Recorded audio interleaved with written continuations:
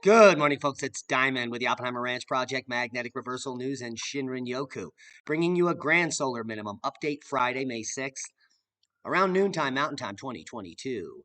The models are in, and the snow continues to pile up in the northwest. But the big story: widespread tornado damage reported in parts of Oklahoma. Keep calm. It's boom time. Look at all of the destruction. The thing that we're really seeing are roofs did not survive this tornado. They got, roofs got ripped off. And the other thing is we're seeing a number of trailers. If those things weren't tied down or secured in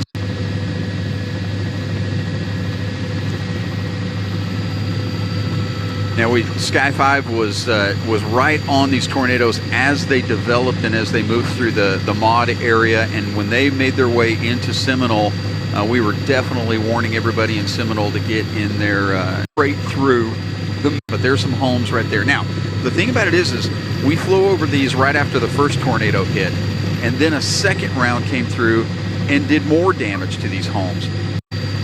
Right there, it's that. See that white building with a roof damaged on the right side of it?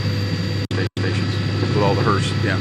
There's another trailer, Francisco. If you come, because we want to get back over to the center of town. Let's go to the golf course here in Seminole. But I know that is the least of their concern. The more of the concern is that almost all of them are down. They're either the tops of them are ripped off or the trees have been completely uprooted. But a lot of damage here to the golf course here in Seminole. So lots of damage there. Now there's some good news coming out from the storm. A family trapped during the storm and neighbors. There was a storm shelter back here. You can see the lid right there. And about 10 people made it in there, but then they were stuck in there. They were stuck in there when debris fell on top. A tree fell on top of this. And luckily they had cell phone coverage and were able to contact people to come and get them out. So a great story coming out from people who used the storm shelter, survived to tell the tale. Now, U.S. rains are unlikely to help the smallest Oklahoma wheat crop since 2014. Yesterday, we reported on multiple crop loss scenarios, including wheat. Across the plains of Canada and the northern plains of the U.S., wheat is all looking poor. And this doesn't leave out Oklahoma. And the rain in Oklahoma is unlikely to help the smallest Oklahoma wheat crop since 2014. Rains this week in the U.S. plains arrived too late to help the winter wheat in Oklahoma, which is the number 2 U.S. producer of the grain, where farmers will soon begin harvesting the pathetic crop and the smallest crop in 8 years, wheat officials said. So no good news coming from the wheat front from Oklahoma. Now, storm delivers a month's worth of rain in one day to a Spanish city. The storm slammed Spain's third largest city Tuesday, and that was their lose day. It dumped the highest 24-hour rainfall total for the month of May since records began back in 1871. And you can see here multiple rescues happening.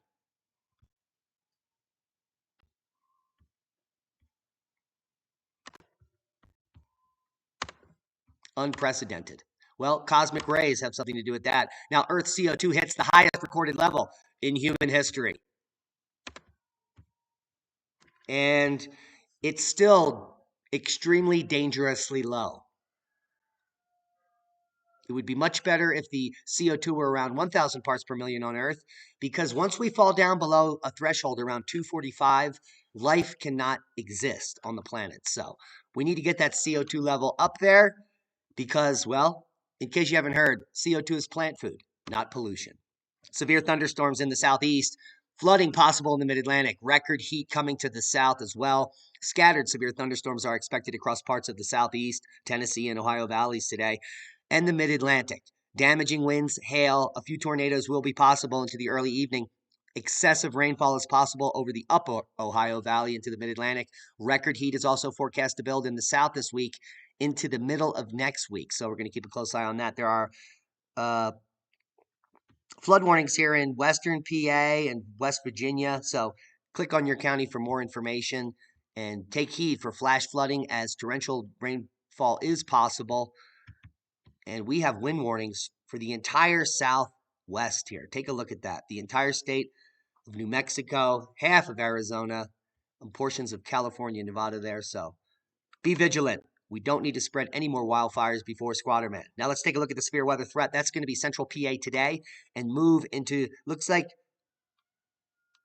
Tennessee, Virginia, Kentucky, and then move east. There's also potential here in South Carolina, in North Carolina,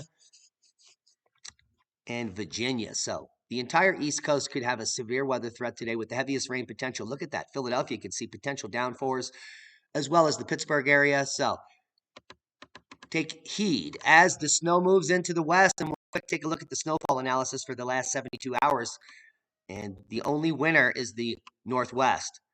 From Denver west and north, there is snow in the Rockies. So snowpack continues to be added upon, which is good news for drought-stricken regions. And if we take a look at the GFS model for snow, the snow is going to continue steadily to pour down in the Northwest, including the Sierras, moving all the way down to Southern California by mid-May, and the snow will continue to pile up in the Rockies through May 15th, which is good news for our rivers and our plants. Now let's look at the total precipitated water, and what we're going to see is that, well, Arizona is the big loser once again. We're going to get some moisture in the upper half of California, it looks like here, which is good news. Maybe even a slight bit of moisture in Southern California, but almost nothing in Arizona and almost nothing in New Mexico, except for eastern and southeastern New Mexico, which is good news because that's where Squatterman is, right about here. Seismic update. We have moderate uptick worldwide of magnitude 5 earthquakes, especially along the Ring of Fire. We also have some activity here in Pakistan and some activity up here at the mid-ocean ridge in Svalbard. But Iceland is also suffering another seismic swarm, and we'll get to that in just a moment. Worldwide volcano news update. Fuego, Semaru, Reventador, Sufre Hills, Lewotolo, Nevados de Ruiz, Sabancaya, and Manam, all puffing to normal levels, nothing dangerous, catastrophic, or out of the ordinary, except Ruapehu volcano in New Zealand. There was a puff, a steam plume, witnessed from quite a distance above the crater lake, which could be good news, and that could be the unclogging of the throat of Ruapehu without any major catastrophic explosions. Just a little puff. But we'll keep a close eye on it because there is no confirmation that that is exactly what has happened there. Here we are over at the Reykjanes Peninsula in Iceland, and you can see in the last 48 hours, there was quite a seismic swarm here, which has died off over the last 12 hours. But that was all concentrated in this region, which is near the Fagradalsfjall mountain, which has already erupted for up to 6 months in recent years. And that earthquake swarm is in Kleifvatn Lake in the Kruševik Trolignaya volcano. Yesterday, the earthquake swarm started, and it has now ended with the largest earthquake at a magnitude 3.4 that the USGS didn't even put up on the ticker. But that's just how they roll. Space weather update. The sun has gone quiet. You can see about 24 hours ago, the sun kind of just said, no, I'm going to go to bed, take a nap. And it has since been napping. The 3-day geomagnetic forecast is all quiet on the western front, and we may hit KP 0, so you'll all be psychic. Won't that be fabulous? Now, I did a podcast last night on magnetic reversal news that is worth your attention. The largest cave drawings in North America have been rediscovered in a cave that has been known about for 4 decades. And this cave is in Alabama. Now, the unique thing about these cave carvings, which are petroglyphs, is they're the largest Native American cave art, and they were revealed using a technique called photogrammetry, which measures tiny 3-dimensional changes in the surface of something like here, the ceiling of a cave, where you can see the carving on the left, and then they've overlain the artist depiction by filling in the grooves.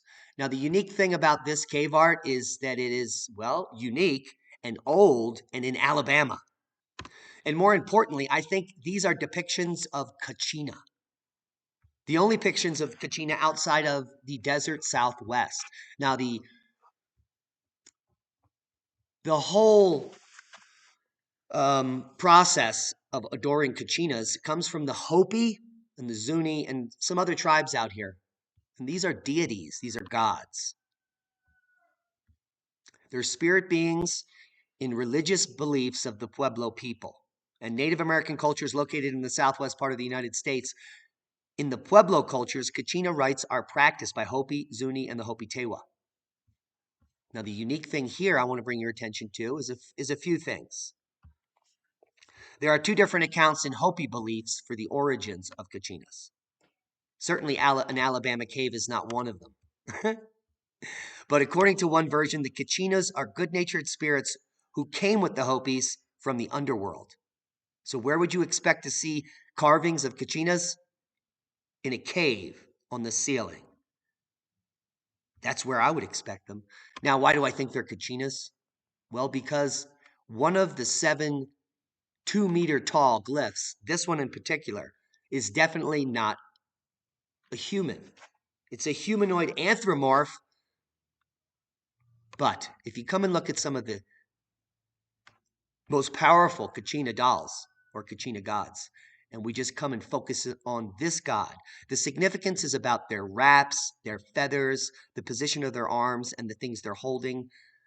This particular Kachina is unique because it has one giant strange horn or plume. It also has a unique waist wrap that comes down and is tied off and dangles to the side. Now, I believe that this carving, 1,000 years old, is that exact Kachina. With the horn, in this case, we see a clearer image of 2 horns, but the sash hanging down off the side. Those are the significant pieces of the Kachina, the horn and the sash.